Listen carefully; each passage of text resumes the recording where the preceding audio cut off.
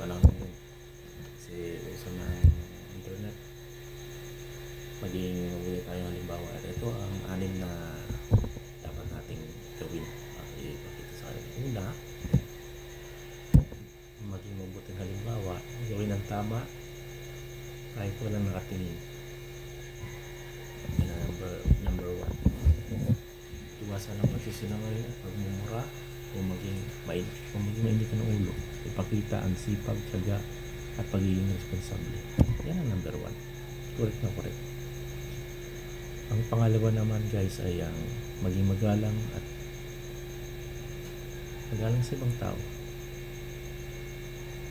Ang pangatlo, ipakita ang disiplina at paggalang at sa patakaran. Kaya ito ng ng maging makabayan, pagmamahal sa bansa. At pangapat, ituro ang kabutihan at pagpapahalaga sa iba. At ang panlima, maging positibo, matyaga. At ang pang-anim, maglaan ng oras para sa kanila.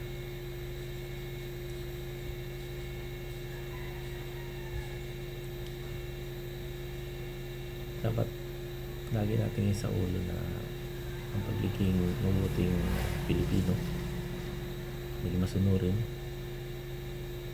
Tapos sabihin natin palagi, nakakalimutan nila ang pagsasabi ng po at opo. Yung mga bata na ngayon na hindi na gumagamit ng po at opo. Mabuti pa yung tatanda nagpo-po pa.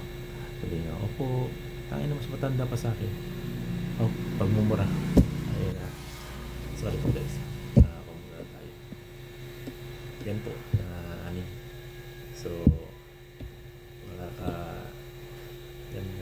lubag ang loob niya ng magbigay ng mga opinion na galing sa ating isip na maaaring makatulong sa iba at sa iba naman ay hindi naman lubag sa atin ay okay lang din. So bye po, like and subscribe po tayo. Bye bye.